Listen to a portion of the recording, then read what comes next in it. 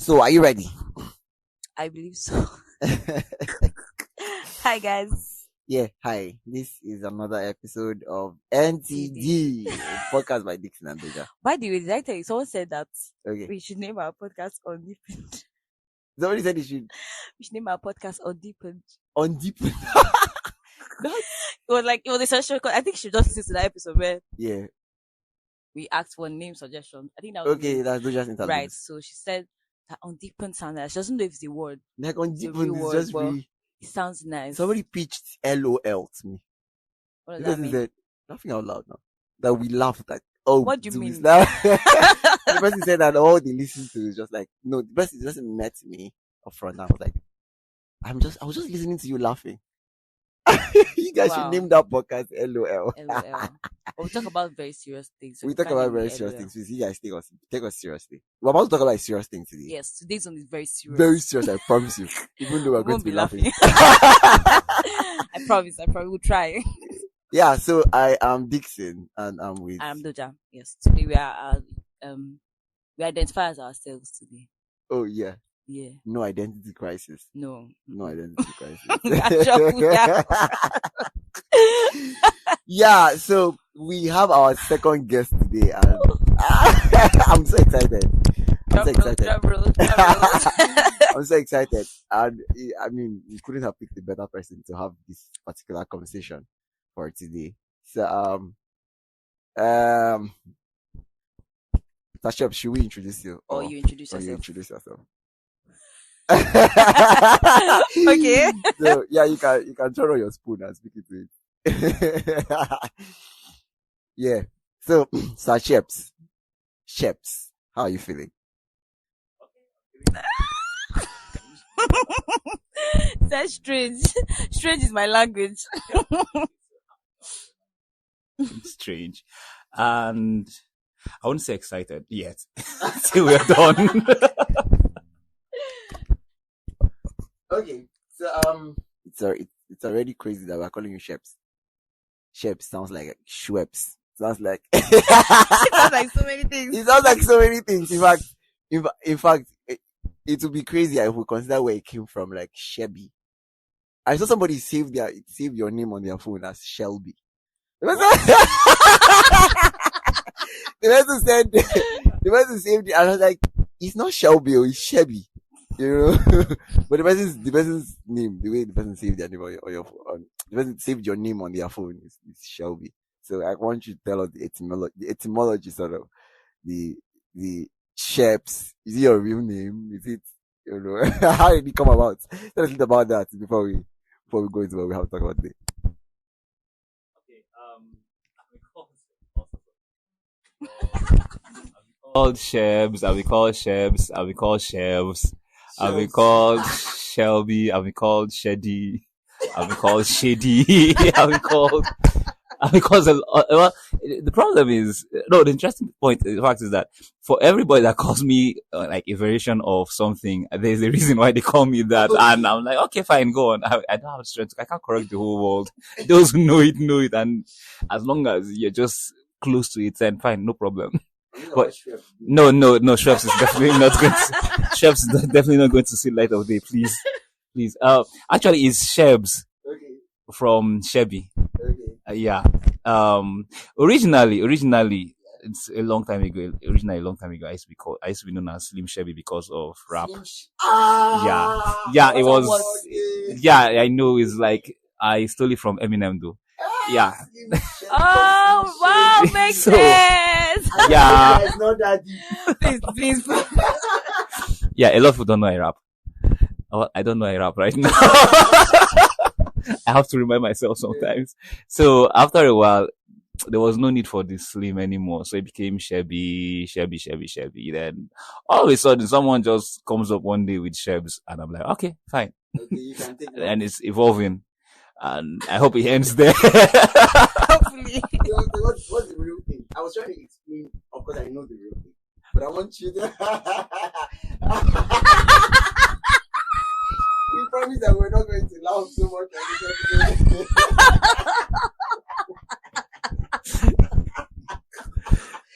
Do we have to? No. Shebbs here is don't know. He's the king of drama, of dramatic. He's the king of the dramatic. So I was explaining to Brother where Shebbs came from, and I was fortunate that in our very first conversation, the very first conversation I had with you back in 2019. I got to know what where Shebbs came from. So can you tell us where Shebbs came from? Yeah, no, don't worry. It's a safe space. It's a safe space, I promise you. Not like a safe space. Oh, your matter will come out one day. It's just a matter of time. I'm telling you. Okay. Wow, this feels so strange. Okay. Okay. Shebbs came out of. I had a crazy cousin who loved to bounce a lot, and he loved to poke fun at me. I used to be his go-to for dragging and everything. So one day he just said, "Your name sounds like, when we say your name very fast, it actually sounds like I saying Shebbs. So let's just call you Shebbs." Really? Yes. Shebbs? Yes. Oh. And it started from Shebbs, and now somebody now made a mistake and now said Shebbs. And I did not, that was the moment I decided I wasn't going to correct anybody about anything, because Shebbs actually sounded better than Shebbs. So I just kept quiet. And I think my silence has paid off, because the name just kept evolving and I just kept quiet. Well, it's really fine. I think you should let them figure out what to do. You should figure it out, because it was not easy for me too. Yeah, So you're not going to have it on a platter of gold. But bro, from Shebbs to Shebbs to Shebbs to Shebbs to Shebbs to Shebbs to Shebbs, Slim Shebbs. And you're saying that it's not that deep, bro. That's totally good. So we actually call him Sir Shebbs because he's a big brother to us, right? He's from the other generation. He doesn't like to feel old, but he's one person that can ask me the famous question that I ask every time. Were you born that time? That's like, were you born that time? Actually, please do me a favor. No. Please. Please, I'll be grateful. Well, no Shebbs. I was going to say no shit, like no shit. It's fine. Nice. So no shades. I will not feel shaded, right? So, but we call him Sir Shebbs or Sir Shebbs. It's a privilege to have him in our space as a big brother. So, while we're deciding to have this conversation, we decided to have him over so that we could talk. I know you're itching to know what conversation, because you've already seen the title of the episode, City Boys. You're wondering. What's the first thing that comes to your mind when you hear City Boys? I feel like when people see City Boys, yeah, it will, what we're about to talk about comes to their minds, but they might not really want to, assume, draw conclusions, yes, okay, something like that. So, but when I hear City Boys, the first thing that comes to my mind, obviously, is Burna Boy's song, City Boys. Oh, Burna Boy's song. That's the first thing that comes to my mind. Just because the way it is now, City Boys. Yeah. So, Burna Boys, City Boys. Oh, Burna Boy's City Boys. But yeah, then there's the whole part that we're going to talk about. Okay, so hold on, let me ask. Yeah. Let me ask Sasha. Sasha, what comes to your mind when you hear City Boys? I must confess, I haven't ever listened to anything by Burna Boy. Wow. So yes, I'm getting strange looks here, but that's the truth, because I don't know, my idea of music is different from what we call music now. So first of all,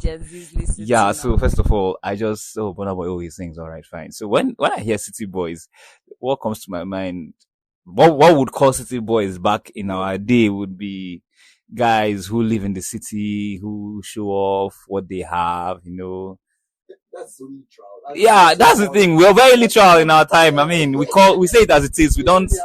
We say it as it is. We are not boring. We are just direct. We tell you and you take it that way and just go home. Yeah, City Boys, big boys. Big boys now, actually. Because in that, there's this thing that my friend and I used to do in class. When guys come late, when people come late, now class is 2 hours, then 1 hour, 30 minutes. Now see them coming time, and I'm these are the main City Boys.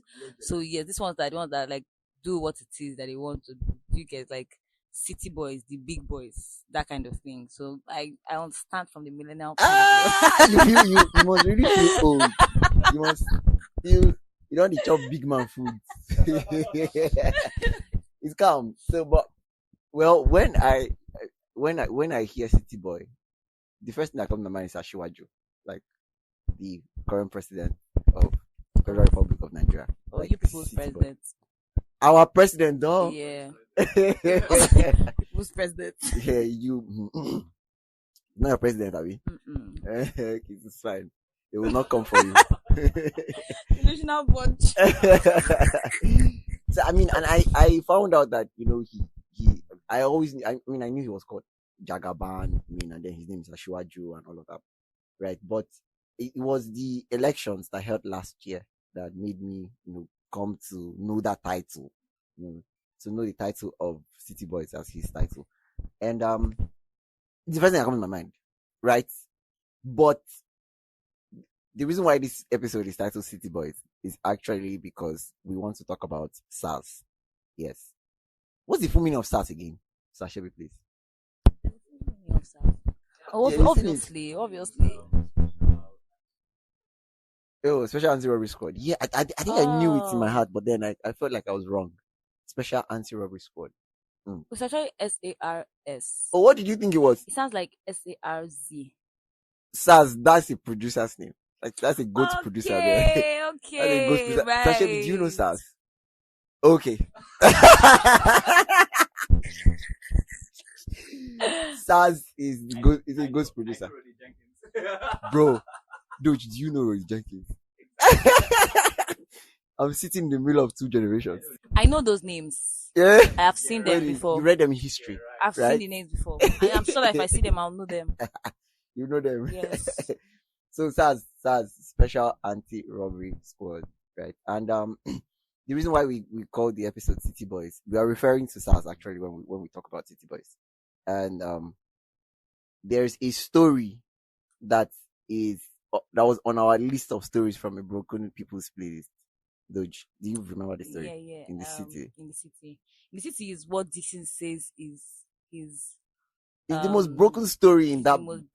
Story. But well, Doja likes love stories, so there's no shame. Doja likes love stories. No shame. So Lost Stars is her most broken story. In any case, we're going to tell you about this story. We'll tell you about the story, and then in the light of all of the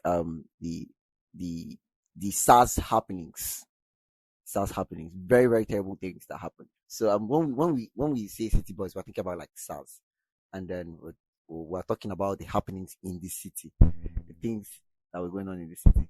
So which should we start with? Should we start with talking about this story, or we should start with talking about SARS? What are you thinking? It's not that deep. Sashebi, like how long did you know? Like how long have you known about like SARS? Have you had like any encounters like with SARS? No. Really?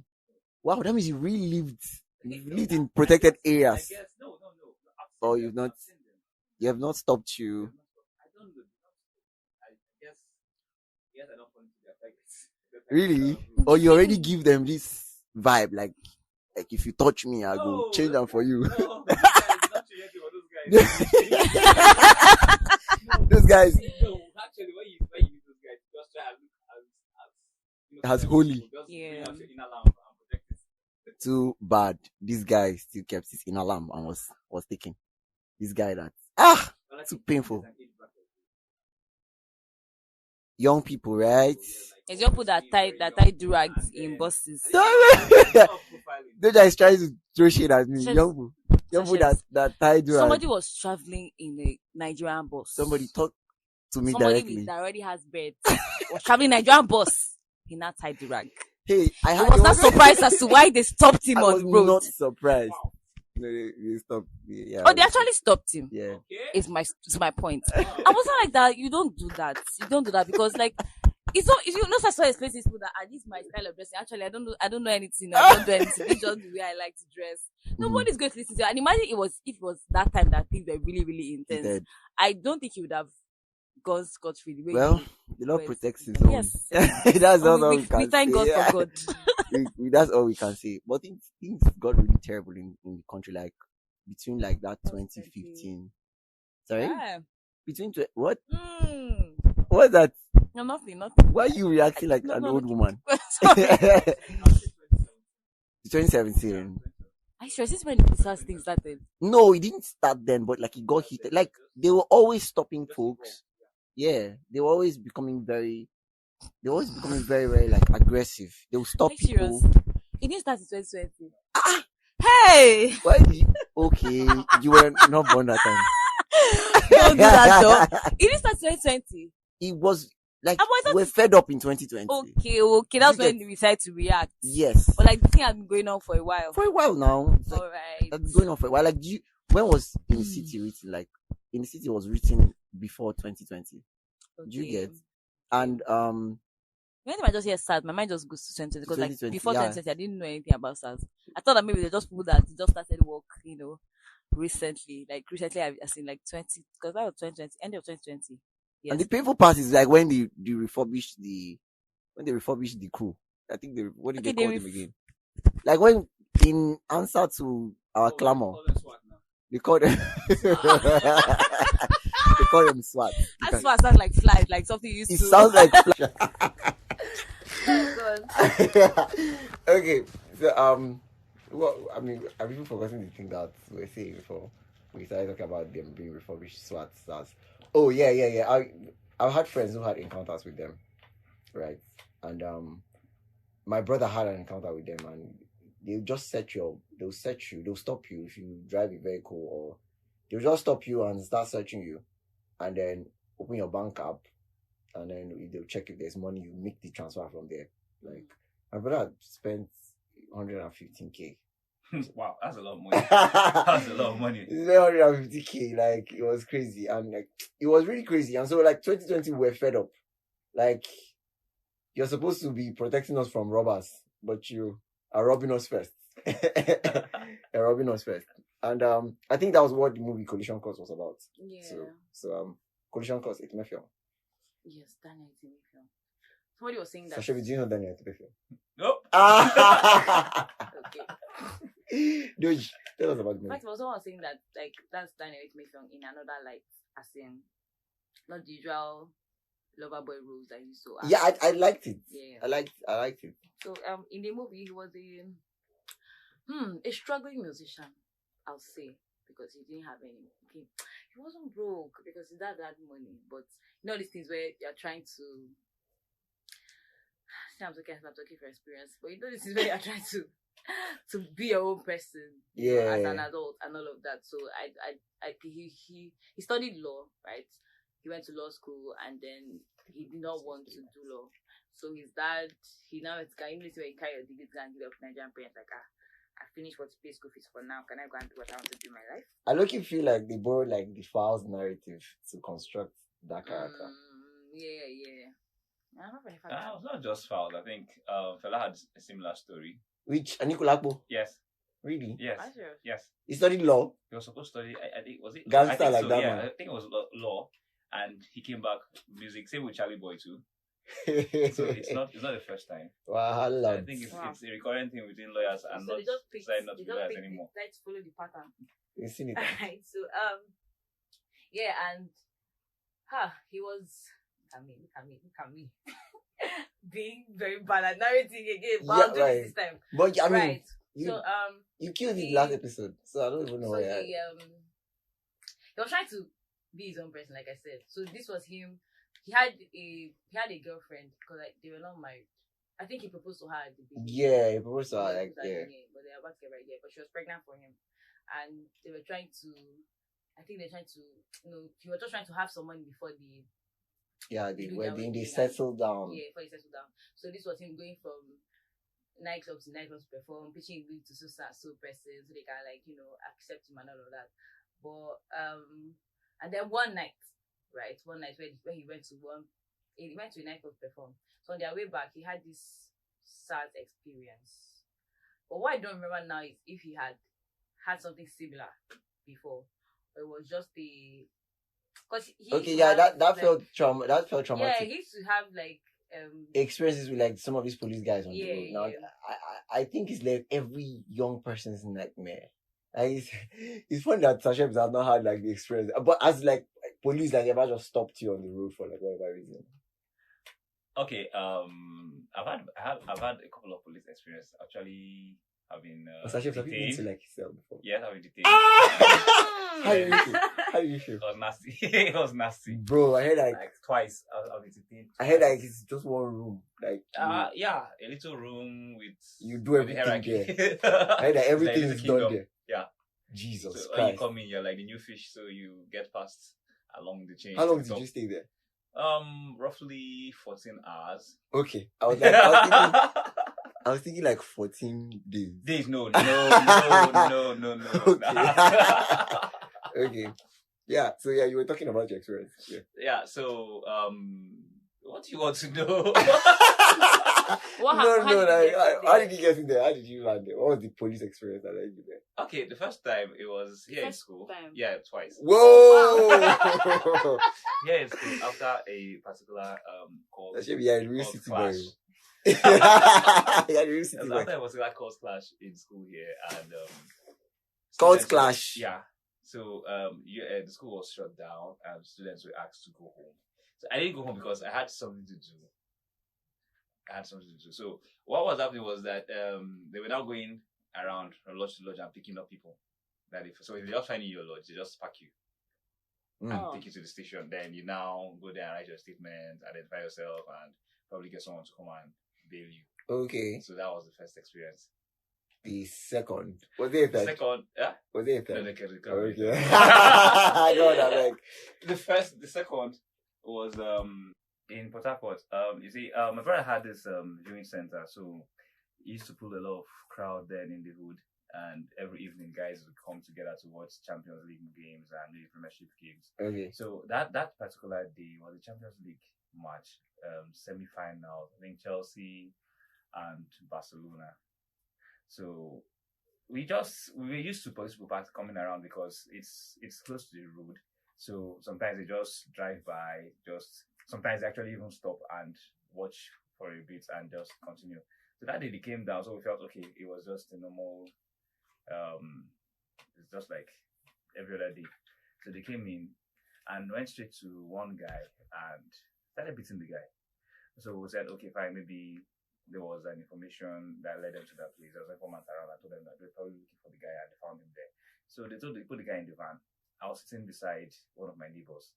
So I just turned to her. An elderly woman, and she was about panicking. I told her just relax. I guess they were looking for that guy.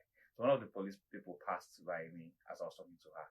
So he paused and now stood beside me. So I felt he was just looking at what was going on. Next thing, slapped me. I was like, wow, what's going on? And he told me to get into the car. I was like, why? And he raised his hand to slap me again. And I was like, okay, fine, no, there's no need. I had it the first time. What?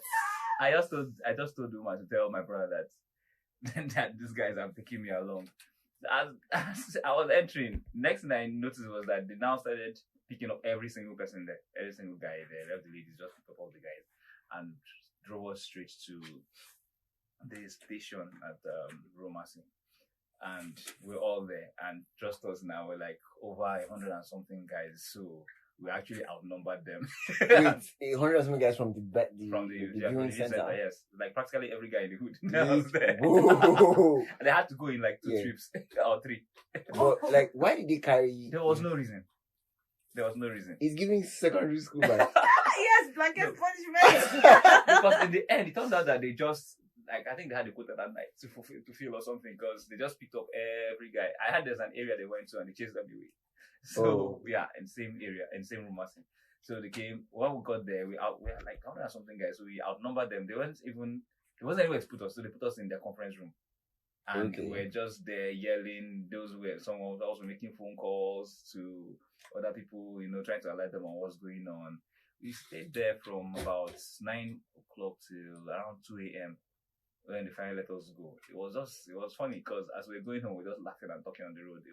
But that was the last. Bro, it could have been different. Yeah, it could have been really. It could have been different. Yeah, it could have been. But Hey God, I beg. And even the vibe from that story that in the city that we read. yeah. In the city. I don't know if you remember Doge. Yeah, it was funny because they were not even meant to take the guy that they took. Exactly the and same and thing it's not as that if they happens. did not know that he was not the one there. It happens all the time now. Like they found out, they're like, well, I didn't know the nonsense like that. He's already here, or we already have him. Okay, no. What happened was that the guy was wearing. Okay, they were supposed to pick a robber. Eminem, they were supposed to pick. No. Now see, the person they were okay, the pick robber. Eminem. Yeah, they're supposed to pick a They were robber. chasing Eminem. Yeah, they're chasing Eminem. They didn't catch Eminem. By the way, that Eminem now sound like Slim Shady.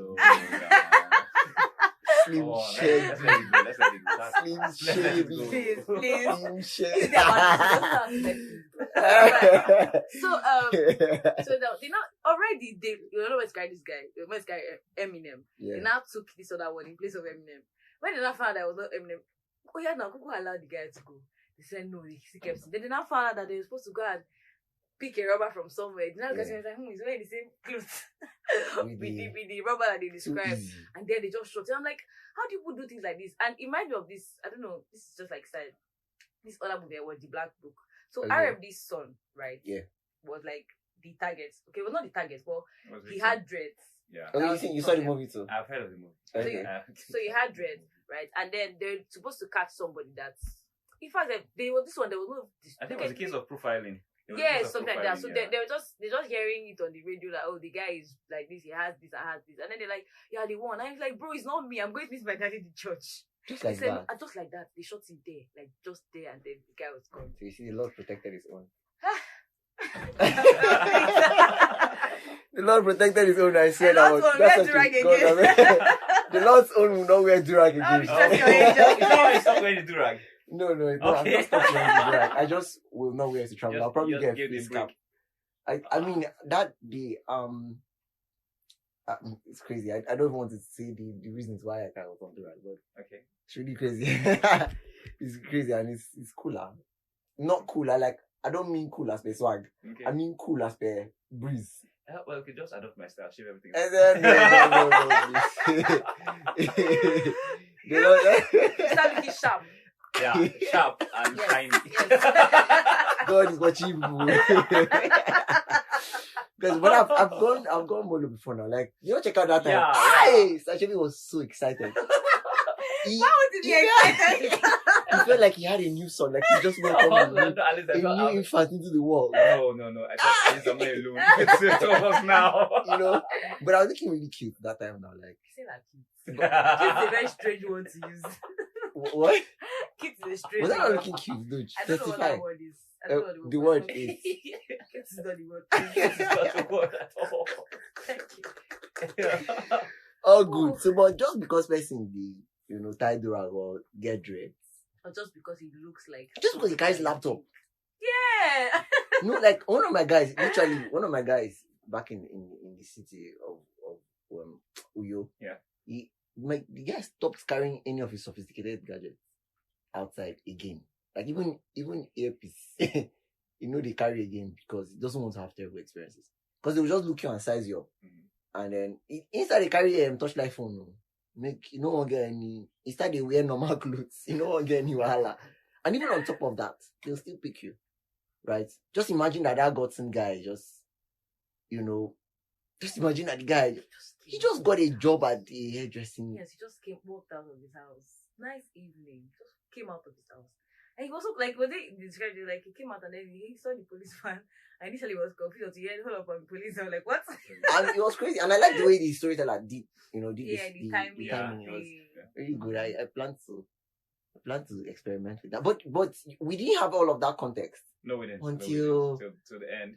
Bro. I did not even know what was happening because I was not looking at the timestamps. Okay. So like the first time I read the story, I just went through it and I'm like, what's happening? What's happening? Who is this? Why are we talking about white speakers and all of that? Yeah. And I had to go back and reread again. I was now like very cautious of the times. I said, all of it was happening in one day, but like some things that happened earlier than that. But bro. Whoa. And to think that these guys were. And it's not even as if it's not like they were criminals. Do you get? Like, it's not like Police guys were criminals. They were doing this on purpose. Like, we actually do want to catch people selling drugs. This guy literally said, hoping that as they've confiscated the guy's stash, he will have something to smoke. To smoke. And I was like, excuse me. Even when he got the phone from the dude, like that particular Chevy, do you remember that? You remember what I'm referring to? Yeah. Bro, like even when he got the phone, why are you acting like you did not see that part of the story? Well, it just shows the level of hypocrisy that there is in society, because you see, you arrest somebody or you label somebody as something while you have the same interest as the same person. I mean, it doesn't make sense. And I initially, because when they were like, normally, if anybody's passing with drugs or anything you're selling, you have to drop a fine for that. The only reason they were even pursuing this guy was because he did not drop drugs. Yeah. And by the way, that guy's naive. This Eminem guy was really was naive because he just came into the biz.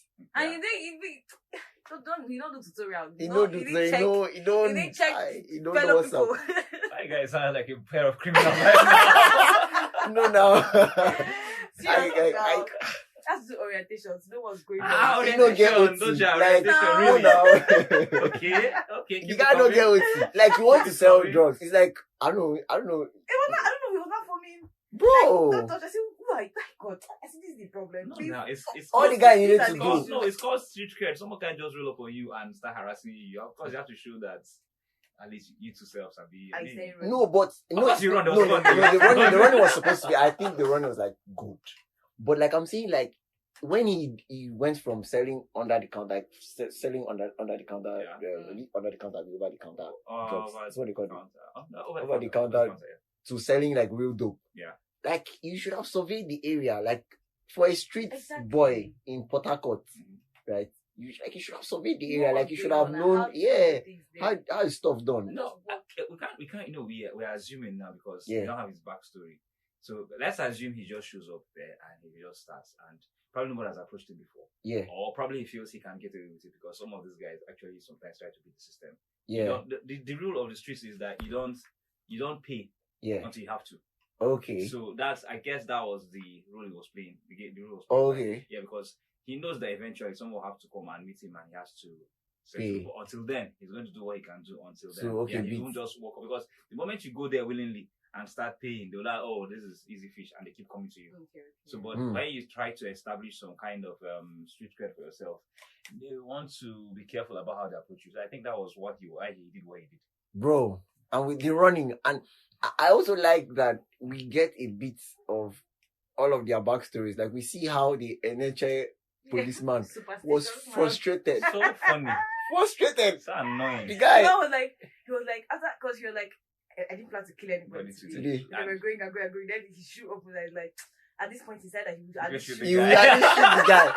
And what helps me was like, as he was going, the writer gives us the background of what he had since morning. Yam and beans without meat.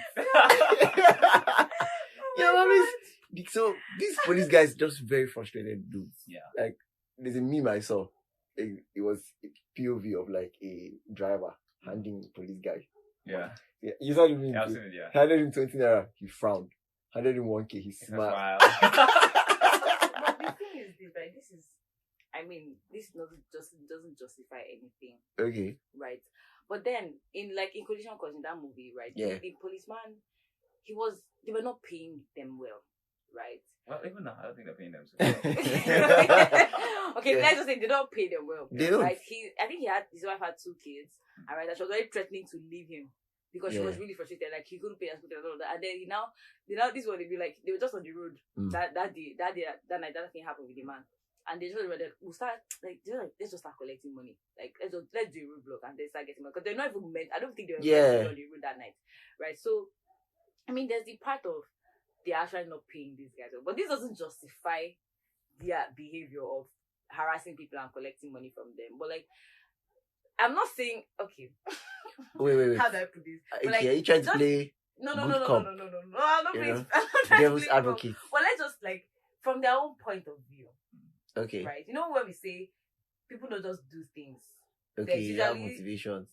Yes, usually something that drives them to do what they do. Okay. Right? I'm trying to say, okay, can we now say, okay, because this thing is going on with them, and maybe they're probably struggling too with their own family and all of that. I feel like they're now trying to transfer their aggression on other people, like other human beings on the road that are innocent and do not deserve this aggression.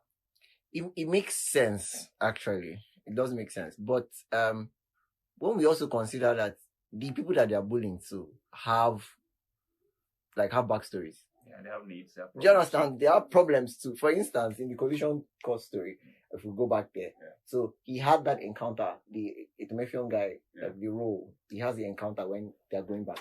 So he's driving, he's the one driving his vehicle with his girlfriend and then a friend of theirs, like a mutual friend, like I think it's the girlfriend's bestie or something. Yes. So, but with the harassment, because like Doja said, they on the spot, the police guys on the spot just decided that moment that they wanted to do roadblock and start collecting money. You can give secondary school vibes, I swear. And then it gets to Ethiopian's turn. Yeah. Right. And then it was so frustrating. The guy didn't want any trouble, and seeing that his babe was there with child and all that, he says that he should enter a cab and go. Okay. Right. So here is like the climax.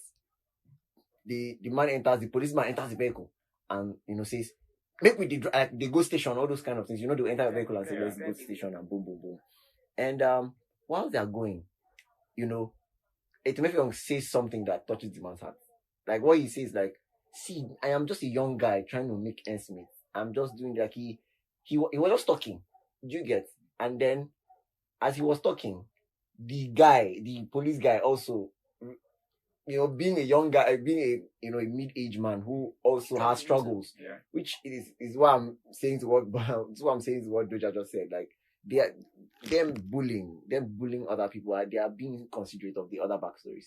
So the police guy now starts talking about his own backstory, and that like his family, his wife wants to leave him, doesn't have money to fend for his family, said, nah, Gary did a drink, and while he was saying it, the two of them have empathy for each other. Yeah. So that POV that Doja is talking from, the both of them have it for each other.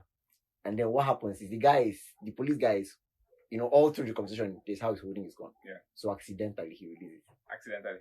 Yes. It was actually an accident. So he wanted to just turn. It was like he actually had mercy on the guy. Like he had mercy on it. Like just drop me at the police. He was like, just drop me, let me be going. Do you get? So like accidentally he turns and then he pulls the trigger. And this pulls the trigger and blows that guy's brain off. Wow. But it was actually an accident. Like that one was an accident. It was actually an accident. He's dead. No, but doesn't make him any less dead than he is. That was very crazy. And so in order to cover up, because he already has a frustrating life. Yeah. He cannot hand himself over. Yeah. So he now talks to his SARS guys. Yeah. And then who now want to frame the thing. Okay. Do you get? Yeah. So regularly, they'll carry you to station now. Somebody will come and bail you, pay money and all of that. So what's it called? Ethiopian had already involved people. Yeah. So they had already started searching stations and all. Not knowing that in order to cover up, because he has accidentally killed this guy, and if he turns himself in, exactly. So he talks to his guys who, like Doja said earlier, they were going to, I think he was about to join SARS. Like it wasn't that he wasn't a member of SARS yet. Okay. He was about to join SARS. So they asked him for a certain amount of money. So he was trying to like pay and reach the amount. Yeah. You get, and he had that was funny. That was his only hope when he was pitching to his wife. He was like, "See, I will soon join SARS. They don't promise me. See, I will soon join." Or they called it something else in the movie. They didn't call it SARS. I think it was TARS. Crazy. Really crazy. So in order to cover the thing up, they now framed him. They framed the death to be they just framed the area and said it was an altercation between him and robbers and all, and Ethiopian was one of the people. Wow. Do you get? Wow. Really crazy stuff. And that's exactly what happens in the story. Yes. The short story. Actually, right? Where they just take that boy and waste his life.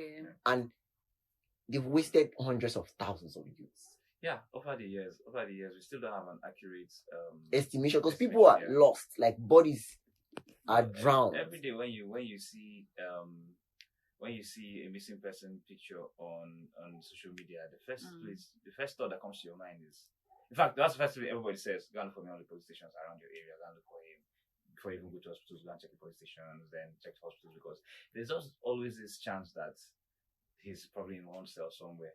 And you know, that's funny enough. That was one of the issues. That was one of the key issues behind the SARS movement. It wasn't even about police brutality. One of the key points was that we were trying to, or they, I won't say we because I wasn't there. Yeah, okay. They were clamoring for an improvement in the welfare package for police officers. Now, somewhere this piece of information got lost in the entire chaos that followed. Because initially there was an agenda, they had a 4-point agenda or more, and this was one of the key points that they talked about. That these guys are supposed to be securing us, but they need a better pay. Yeah, it was part of what we're clamoring for. Yeah, it wasn't only police brutality. No. But incidentally, the brutality, I think it was just an opportunity for a lot of people to speak up. Yeah. Because up until that time, nobody had said anything. So I think the pain got a lot more than their, what would I say now? The threshold. I think the pain that people were expressing got more than the main chasing. It now overshadowed everything. I don't think it completely overshadowed, because I remember that, them fouls, them macaroni, they were at the fore of these movements. And they were always very succinct about like the fact that, this is how to solve the problem. This is how to solve the problem. Yeah. I don't know, maybe it was me who like read it like that. No, I think this was a picture in Lagos. Okay. This was a picture in Lagos, but in other states, what we saw was people just going to police stations and protesting. Okay. And then before you know what happened now, just degenerated into chaos and destruction in places like Edo states and some other states. Oh. But in Lagos had a different picture. It started in Lagos. I think the protests had lasted in Lagos for about a week in Lagos before it now started spreading. Although it actually started, the origin of this thing actually started in Delta State, in Wheelie. And that's a good place for it to start, actually. That's a good place for it to start. The police shot someone and took off in his car and started chasing them. So this happened on a Friday evening / Saturday, Friday or Saturday, I can't remember, because I saw this on a Sunday. Okay. Sunday evening. So by Monday, that was the first protest they had in Lagos, the very first time, when I remember the governor had to come and address them. So it now became a daily occurrence. They were just there protesting. By the end of that week, other states now bought the idea, or the idea spread to other states. Now, what they didn't now pick was the agenda. Okay. What they just picked was, okay, we're tired of all this. And that was now the theme in other states. But the theme from Lagos and the theme in other states were slightly different. But we just had a general premises, which was, we are protesting against police brutality. But when you now examine closely what everybody was saying, you find little differences. Oh. And I think this is where the problems are begun. Because even before, if you notice, the anarchy now, look at how this is started. The protest started in Lagos and spread to other states. Then the anarchy started in other states and now spread to Lagos, because Lagos was now the last place where there was destruction before. Yeah, the whole. So it was just some kind of funny effect. Something goes out and it comes back different. Whoa, that was wild frenzy. But you said the initial plan was. The protest was for police to be paid well. Yes. Actually, their welfare was part of the protest. Yeah, the welfare package was part of the protest. An improvement on their welfare package was part of the protest.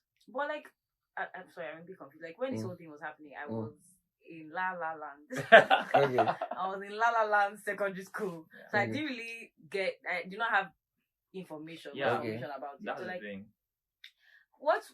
I thought like when this NSAS protest was going on, who were people that were protesting against the youth? I don't even know if you understand what I'm trying to say, but like the whole, hey, how do I put this? That were antagonizing. Yeah, some people that were attacking them. No, they was antagonizing. Who were people attacking the protesters? Yes. Okay. Oh, when police, like the military, like there was an incident. Because this was the end. Yeah, well, towards the end. Okay. So like that's where she came in, because she like had she's saying that she had like scraps here and there, bits and pieces of the entire story. Okay. And in fact, I didn't know it started like in Delta State. Started in Delta State. I thought it started in Lagos, but I thought it was Twitter. It was a Twitter like wave. Yeah. Because everybody had Because pockets this of story experiences. this story I told was Yeah. about Delta State was on Twitter. Okay. It trended on Twitter throughout that weekend. Yeah. So I think Lagos now said, okay, we've had experiences like this and it's getting too much. Let's see something in Lagos. Yeah. It wasn't coordinated. Now a lot of people are saying this was a coordinated, but it wasn't. No, it wasn't coordinated, per and se. I think that's what's It was just fascinating something about that started in Lagos. It's a bit spontaneous, but then over time, being young people, we just found a way to make the thing look coordinated. At some point, if you remember that first week, it almost became a carnival. At some point, even the original organizers now started trying to remind them of caution what we're there for. Because I think on the Saturday, they now said, okay, we're going to watch Premiership on the protest ground. Somebody said, no, this is not the reason why we're here.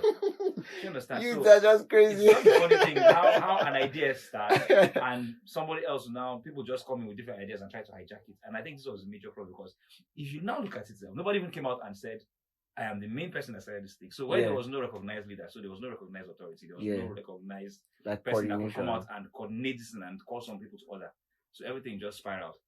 But do you think that is? I mean, do you think that the lack of coordination was why the movement was dispelled? Yes, because no. Do you not think that it's the lack of coordination that gave it its feel? Yes. Okay. Well, there are two ways of looking at it. Yeah. Now, because there wasn't a central leadership, because normally if there was central leadership, it would have been easier to end it. Okay. All you have to do was just pick up somebody. Okay. And that would be the end. So it's now made it difficult to manage.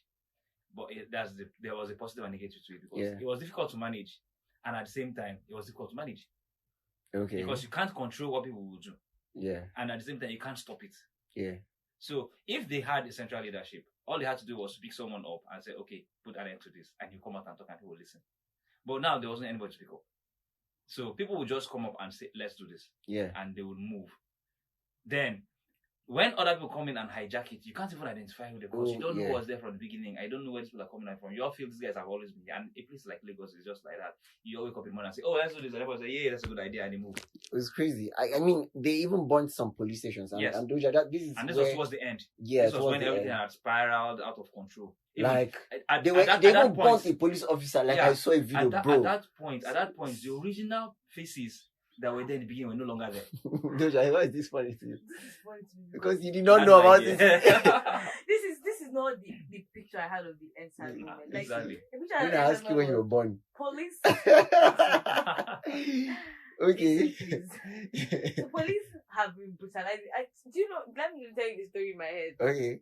So this is 2020, end of 2020, when we resumed school after COVID-19. Okay. Yeah. Right after Corona break. Yeah. So I was in school and then everybody's like, my family members. I mean, first of all, I was not panicked because I know last all these things, you know, it's the rich Aquarium. It's crazy, but you know that it was the police brutality was there in Aquarium. So yeah. I mean, there was protesting. They even did protest in Naked Safe. It was not that. Yeah, it won't have the same sense. Yeah. So I was like, okay, police are brutalized. People are just trying to, get back at them, and this is now why they are now attacking the youths. Police are now attacking the youths.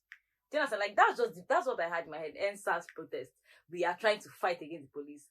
Police is trying to fight us back.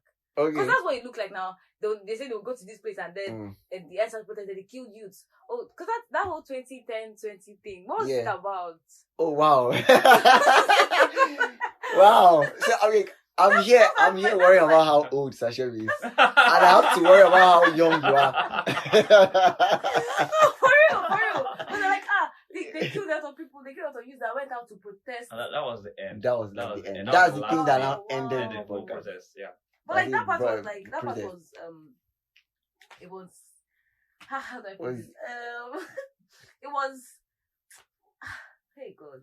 Yeah, that's what everyone talks about now. Yeah, the highlight. That was like the highlight. That's why everyone talks about. And then it now looks like the things the youths were doing was good.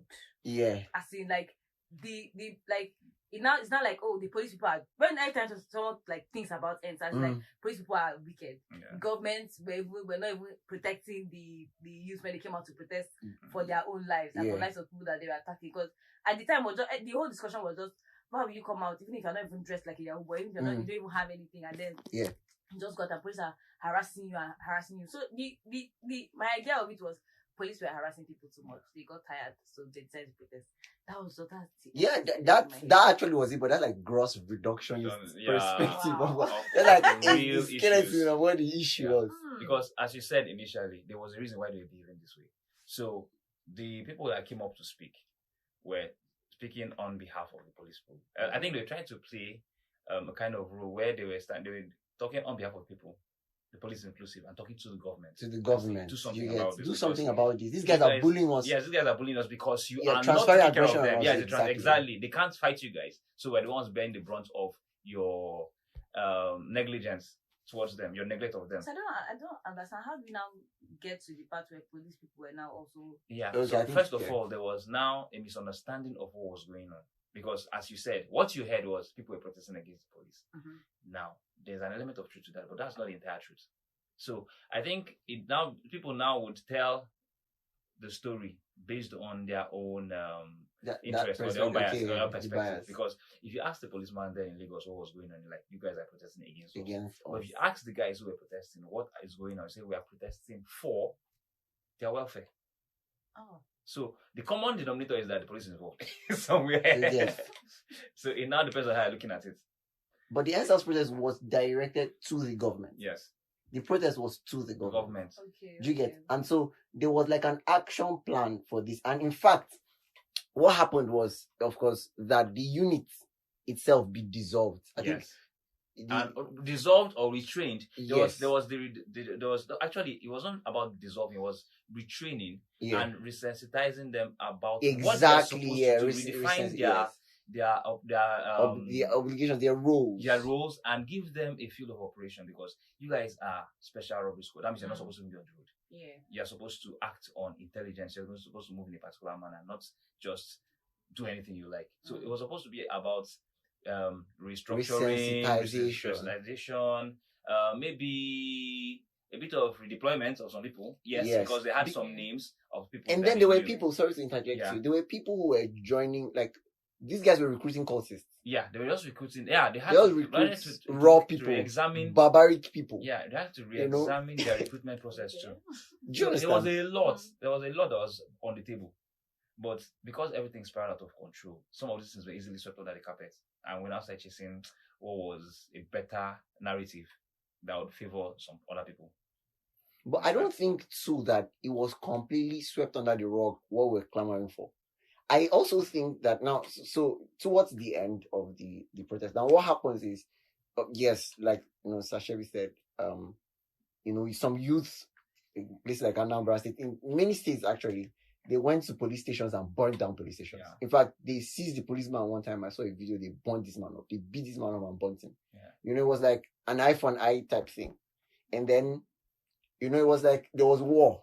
Civilians versus young civilians, that is, versus the military. And by the way, I'll ask you how you felt about this, because, it felt like it was like young people, like from like 30, from like 25 under, that were affected. Do you get, like, it felt like our mothers and fathers were only, it felt like they were only affected because they affected us. Yeah, true. Do you understand? Yeah. I'll ask you a little about that. But what I want to say, you're asking why placing me in this position? No. You have a no, it's not. Oh no, you cut the wrong shade. You cut the wrong shade. You cut the wrong shade. No, what I'm asking you is just that you have like a more mature perspective. Okay. That's just like you have a more mature. You didn't say that you felt old. You felt old. So now I've lost my train of thought. What I was going to say is that many youth in different parts of like the country took things like out of hand. But what happened is the movement was growing, and in their bid to retaliate, the police, while at this, were also like in their bid to retaliate, maybe to get back at the youth or to contain the protest. Okay. They were trying to employ just like where they're the ones with the guns. Yeah. So like try to make you cower and all of that, and the youth were not cowering. Yeah. So sometimes they will open fire. And then randomly, in many of the open fires, they shot innocent people. Do you get? And in the midst of these protests, like in the midst of the protest, they shot many random people who were not even involved. Now I'm saying before the 20th October event, they shot many. I remember Jimoh Ishak, his poster child. The guy was just on the street, his bystander on the road, and his street bullet caught him, and he died. And he was like, I think it was the only child of his family. Yeah. And the father was like, it was just really crazy. It was like, so because of the deaths, it was like cut. It was like Hydra. You know, you cut one head, two heads come back. So the youth reinforced. Yeah. And social media made the thing very easy. Blew it up. I won't say out of proportion. No, I don't think it was out of proportion. I think it was very necessary. Like, that's where your FK and Jola, you know, they came in, like, they did. I don't think Jola, but I really recall FK, like, she was at the fore of the move and all of that. And then they reinforced, like, we doubled up, we tripled up, it was exponential. Yeah. And then we're organizing these memorials for these guys. And because of these guys, we're much more angry. And it was like fuel to the fire. And so that was what now led to the the toll gate protest. Yeah. Okay. Where, you know, they protested there for days, you know, who met their spouse, their current spouse in that place, bro. People proposed there. Was it? Yeah, exactly. That's what I was saying, that a lot of things were going on under. People went to eat free food. There was free food, there was free drinks, people were not hanging out. Yeah. And the sad part was that schools weren't in session then, so we had a lot of young people at home. You get Corona, yeah, that was the pandemic. At the end of Corona, when the lockdown was lifted, so a lot of people they had this need to go out. They had this need to socialize. So I think it was just everything. Just the timing was. I won't say it was wrong, but that was just perfect for. He's got to be perfect to happen because people had been indoors. Yeah. So there's a lot of things that be playing in your mind that you just need to express. Yeah. So you find out that everything just probably was done out of proportion. Like, you want to shout, you overshout because you've not had the opportunity to do that in a while. So But I heard that now. What happened at the toll gates? Because they were there for more than 2 weeks, or about 2 weeks. 2 weeks. 2 weeks. And that is a central port. That's a central portal in Lagos. Yeah. Yeah. And so it was blocking cash flow. Yeah. And then so that's where City Boy comes in. Do you get, like, that's why people were suspecting that City Boy had something to do with, you know, the military opening fire at the toll gates. Because what happened is, you know, I heard people say that he was robbing him of profit. Like he had ties to many of the cash flow that was happening. You get that area, yeah. So, because of that, the military were ordered to like shoot. So they opened fire and they massacred the folks that were protesting there. Like that, because those guys literally camped there. Like, you know what it means to go to a camp meeting and stay there. Like, and everything was supplied. Sometimes people just go home to take their bath. Sometimes people just go to a nearby spot and shower. Sometimes people will not even bath. They will just stay there. And so that led to like the massacre, and then it was crazy and it was painful. I don't know, for some reason I was pained. No, there's no one who saw what happened that night. I felt bullied. That wouldn't feel pained. I have not felt, and the only other thing that made me feel bullied like that was like this last election. Let's not mix two issues up. No, like, I mean, he has City Boy in it. So yeah, like, exactly. So because I don't think, now that's one thing that we haven't yet been able to establish now was what really transpired that night, as in what specific orders were given that night, because the general idea was put an end to this. Okay. So I don't think the military now would have been deployed to go and shoot. There had to be something that triggered them. There had to be somebody that gave that specific order, because in that same Lagos, within that period, there was a particular video I saw of the military trying to bring peace. They were talking to the protesters and telling them to calm down. Okay. There was a lot of communication between the military. In fact, the military was even preventing the police from being high-handed in their efforts to contain this thing. I actually saw the commander or the leader of one of the units shouting at the police, telling them to stop shooting, that it wasn't necessary. Okay. So the military in the beginning they weren't shooting. So we still don't know how and what led to that shooting. Because till now we can't even say it was the military that shot per se. Wow. Because we are saying it's the military because he saw from soldiers. Yeah. You cannot see, because Nobody identified them. Even till now, we haven't been able to say so and so people were there, so and so unit was there. Now, I'm not making excuses for them. I'm just trying to say that there might just be a lot more that transpired that night that we don't know yet, that might still come to light in the future, or might not. It was too like because it was just so random. It took off the lights, it took off the cameras, it took off like everything was so organized. Even like according to the accounts, when the police, when the military came, they were shooting initially. They were just there watching them. You understand? Then all of a sudden the shooting started. So what happened? Bro, Doge, see what you missed. Yeah, it was something. I really missed a lot. Yeah, because you had to miss it. You had to miss it. No, I really had to, because like even I didn't get first hand information. Like I came out, let's say I came back to the house in December. You know, when secondary schools have breaking out. Yeah. Okay. And then I saw like all the things that was going on social media. So imagine I was already emotional in my feelings, and oh my god, and imagine I was not like present when everything was going to happen. It would have been really terrible. Wow. I'm happy I missed it. No, you like I'm thank so God happy you I missed it. missed it. Like It was a very terrible time, you know, and it's not like things stopped, but that made them feel, and sorry, I want to call in the last election again, because those are moments that make you feel like, oh, like I'm worthless to these people, you know, like it just makes you make peace with yourself. Like, do you understand? And that's why I can understand when people say, oh, that's your president, you know, that's your governor, not mine. Do you understand? Yeah. Like it made me feel like we are really worthless to these dudes, like, you know. Leaders of tomorrow. Tomorrow will never come. Oh, yeah. You get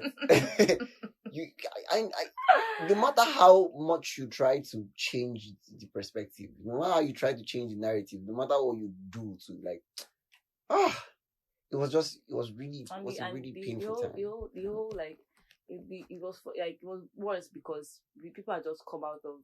We just come out from the pandemic, and people already lost people.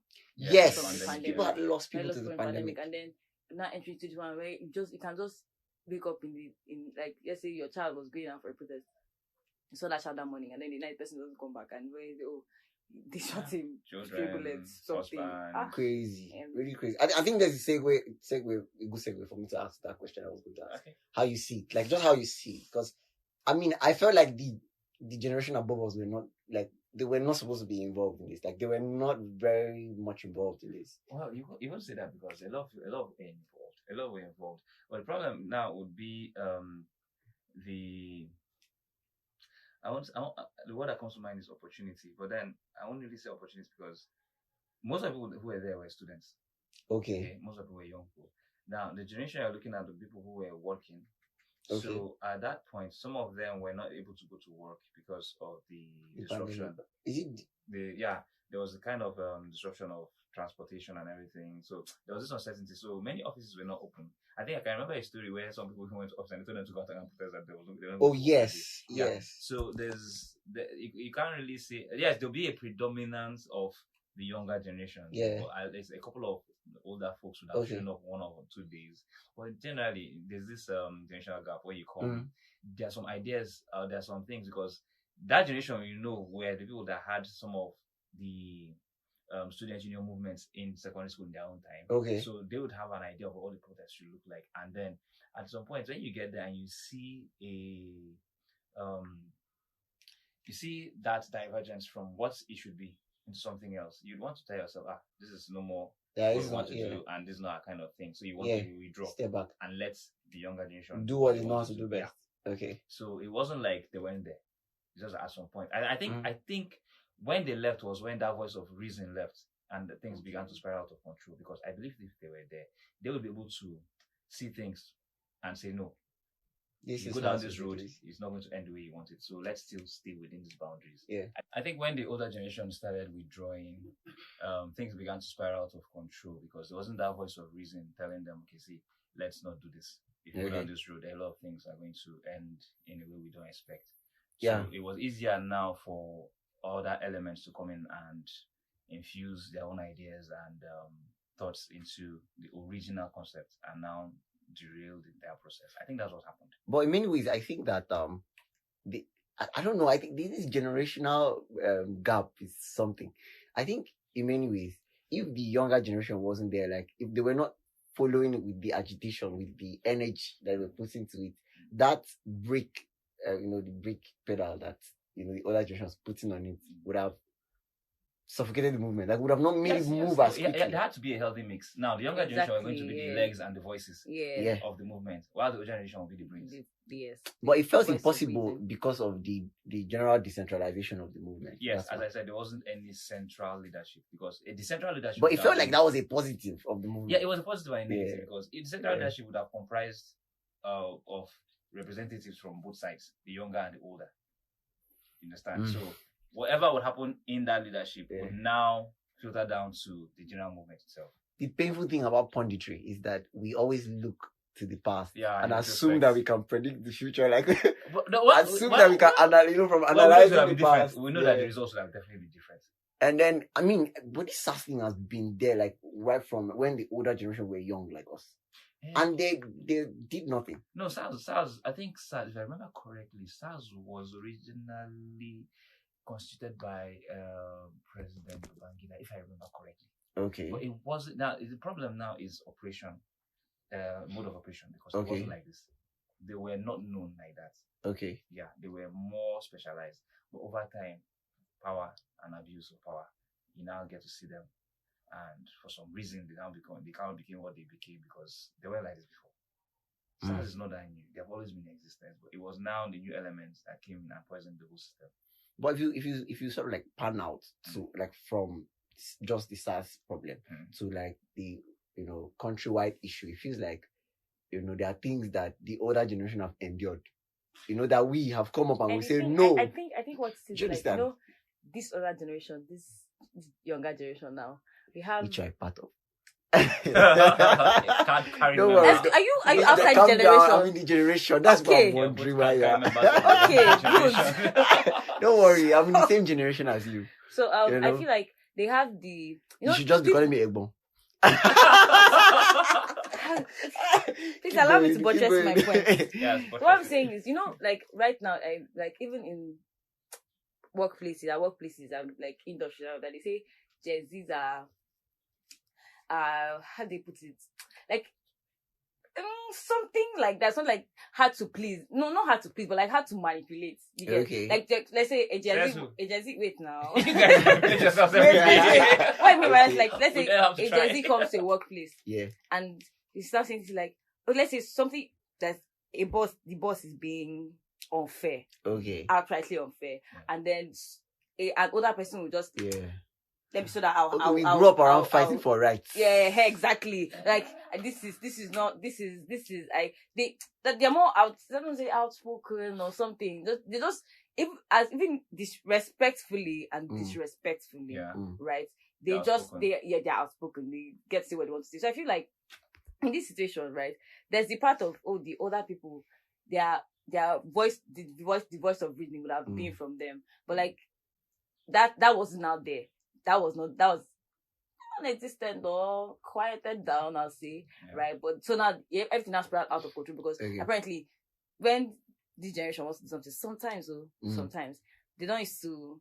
We don't have voice of reason. Of the I think of the after effect and because like if you really check it, if the other people want to do some like do things, they it's more coordinated than when we want to do things. Like this is like just being point blank. Okay. There are rare cases. Yeah. There are rare cases of where we can say this is not what's going on here. But if they want to do it, they do it better than us. Okay. Right?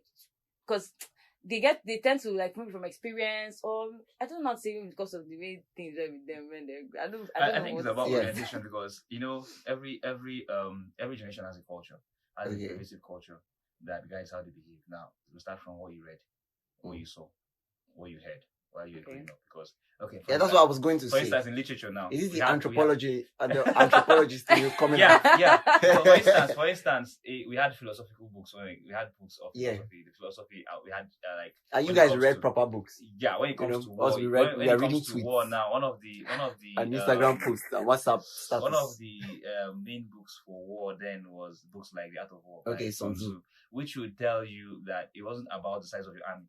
Okay. It wasn't always about the size of your army or about plan. Sometimes more about the planning. Okay. Tell you things like if you have to it's better to meet the enemy in the morning Okay. than let them come to you. It's better to surprise them. Okay, so let me quote it. It says it's better to make your enemy think you're miles away while you're just some hours away. Yeah. So you just come upon them suddenly in the morning when they're expecting you in the afternoon. Okay. Do you understand? So when you have the kind of mindset or literature that I had books like She Stoops to Conquer. Okay. Oh, She Stoops to Conquer. You're not always going to be taking the aggressive approach to everything. Sometimes you just pretend that you don't know what's happening and let the other person play his cards first. You see what the person has, then you now know how to counter it. But your generation is always. But what did they achieve? What did that generation achieve in terms of like getting the government to do stuff or getting the attention for something that was wrong? What did they achieve with that strategy? Because clearly we've achieved a couple of things. Like, I mean, the NSAS was one. Like even the election was something. This last election was something. It was based off. It was because the youth was a back of it. We were tired. Yeah. And we felt like we were valued. Too bad for us. What would have achieved was probably we passed something to you guys. Okay. Pass something to you guys. We passed a mindset to you guys. Maybe subtly. Yeah. Because you guys will look at us and be like, we don't be like you guys. We don't be like you. You guys are too people to be take no people are too laid. No, I won't say laid back. You're not to just calm down. You're like patient, yes. Exactly. And people didn't want to be patient. So you guys actually were our voices. At some point, you were our voices. You guys saw our pain and decided you don't want to go through that. But by then, we already gotten caught up with a lot about life that we just didn't have the strength anymore to be with our voice and there's the bad side and the good side. Yeah. Like on both ends. There's the good side of these guys where they are, laid back and relaxed and smart about it. Yeah, to voice of reason, But they're not doing the do. Right? But then there's also this part about we not deciding that we don't want to stay and patient and be pondering on things that when we can actually act out on it. There's the advantage and the disadvantage of that's both sides. the thing also when I think about like generational like gaps, and it feels like every generation always scorns the next generation for being a little more depraved than they are. And then if we take it out of the context of the city boys, it's like I don't think so. Your mommy will say, I think it's a good place to compare generations. It's a good place to compare generations. The generation before always feels like the one after them is less cultured, less mannered, more depraved. And the one, after feels like the one before is less cool, not smart. I think there's a joke Mark Twain. Yeah. He said, when I was 7, I used to wonder how dumb my father was. And when I became 17, I used to wonder how smart my father was. Yeah. So it's like, and also like with culture, like, don't have boyfriend, no. But if you know the things they were doing when they were your age. I will agree. I'll call you their generation out. I will agree with less culture. Yeah. But I don't think there's anything new that you guys are doing in the name of partying that we didn't do. I mean, there are things we so do. like why does the generation before always attack the generation after? The funny thing there are things we do that people don't have the guts to do. I don't know anybody in your generation that could sneak out a car by 1 a.m. from the family house and drive to a party. We don't have that guts. Exactly. There are things you can't do. It's not like you guys have to wait for your parents to travel. We were driving out cars under our parents' noses and bringing them back. We're throwing house parties. Then why do you guys now attack us? Why do you guys now try to overprotect us? Yes, because we saw that. We saw the path this leads down to. I'm like, okay, so we'll call this battle. I will send the consequences exactly. I want to protect you guys from it. But then you guys like, no, we like how it smells. One taste it. Now wait till they kill me where I want to do. Everybody's not like, okay now. It's not like, okay now. Maybe if you learn from it, it will be easier for you to understand why we said you should not do this thing. No, that's what you guys want to learn. We're telling you, we know the lesson. Listen, say no. We want to be in the class. We say there's no need for the class. Just read it. Say no, we want to go to class. Look, I'm very pleased that you finally put yourself in that generation. I didn't put myself anywhere. You're the funny thing. You know the funny thing. When you get to that generation, we are the kids in that generation. So they look at us as, you guys came in too late to really have fun. Oh, so just true, watch and learn. True. So we're like how would I say? We're the people passing on the torch. When you're passing on the torch, we're the third anchor person, the third person in the relay race just for the anchor person. Oh, yeah, that's how we feel. Really crazy. And then I don't know about like politics in general, because like politics is a subject I want to. I think that you have, especially history and politics, is a subject you enjoy You much. can't separate them. Yeah, definitely. But what I want to say is that you enjoy it much more when you're older. I don't enjoy it as youth. Like, Yeah, actually. I don't enjoy it as youth. I think you enjoy it much probably like after your 25s. Because by then, a lot of things begin to connect. Before you just have random ideas and ideologies that you pieced from your influencers. The longer you wait, things start to connect. Yeah, that's just the truth about life. The longer you wait, things begin to connect. All those things that are happening, they now begin to connect. And now see, oh, so this was why this began like this. Because I have a lecturer, he's my academic advisor, who told me about he told me about like the whole colonialism, the whole I think what he called it was neo-colonization. Yeah, neo-colonization, I mean, what that is the way like the West affected us. They're indoctrinating us with like their perspectives and all of that. And when I think about that, like that's not a perspective I'm mature enough to have. Like we are not mature enough to have it. We revel in the fact that we're looking like white kids. I was telling Doja in one of the episodes that one day I was drinking Gary, and a friend of mine visited and I hid the Gary. Go and listen to the episode to find out what happens. To find out what happens later. Like we are reveling in being cool. Yeah. And in adopting these perspectives in all the things that are selling to us, in all the mental health, you see affecting my mental health and all of those things. And can't school someone because of their mental health. So I said all of that to say that maybe ADHD. You didn't know this letters when we were young. You mess up, momsy hits you, you take correction, and you don't, even your crying had a time span. You do not cry more than, because they hit you, you have them. If I hear, what's that? If I hear him, you hear me. Yeah, so I said that to say that we may not have a fully formed opinion on like the whole event, the things that transpired, the whole SARS movement, the way the country is treating us, right? I'm hoping, and the reason why we recorded this episode is just to lend a voice to the fact that this is something that is there, something that we may not even know so much. But I feel like that's going to be epoch, the way the Civil War was epoch. Was epoch making for the generation before us. For a generation. Right. I feel like it will always be epoch making for us. Yeah.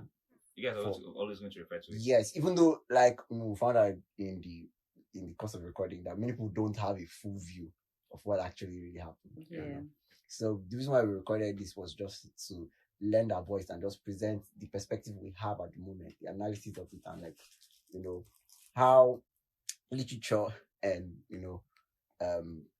movies, music, books, that specifically how it affected the current happenings and what we likely. I feel like someone should just like probably write a book, right? I will. There are books that will come out. Measure something about like so that a lot of people someone can understand. Of course, I promise you before this. But you know, we see the perspective. It will be perspective, but like it will be like information. Like there's a lot of information people have missed out on concerning the answers. So like I just heard some things and I'm like, what? Oh, really? Really? Somebody sometime will probably write a love story. Oh dear. You understand? And chuck it inside. We chuck it inside. You understand? That's how you make the scene. You write, well, they have to be careful about the timing, though. Half of your love song is a love story that happened in the Biafra war now. Wow. Yeah, I just feel like love story when I read it. You get something like that. Perspective shot. Someone who experienced Biafra war will not see the point. I think you're missing the issues. You're missing the issues. You're missing the issues, right? Who cares if you fell in love with that? Really crazy. So I think that's a good place for us to end the episode. Yeah. We're really excited that we had you on the podcast. Thank you for having me. Slim Chevy. Please let it end here. Oh God, it's a podcast. Never forget. I'm going to ignore everybody. You heard it first here, guys. You heard it first here. You heard where Chevy came from, where Shebbs came from. Where? Okay, let me stop. Let me not plug it. Thank you so much, sir, for thank you guys being here with us. And thank you, our listeners, for listening. Yeah. With the following points, did you make points?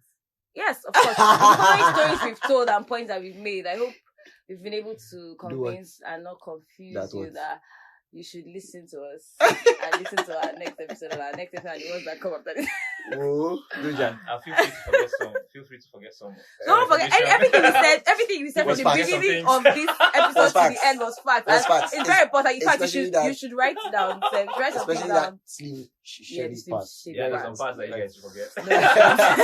No. Not necessary. All right. Bye. Yeah, In see you in the next one.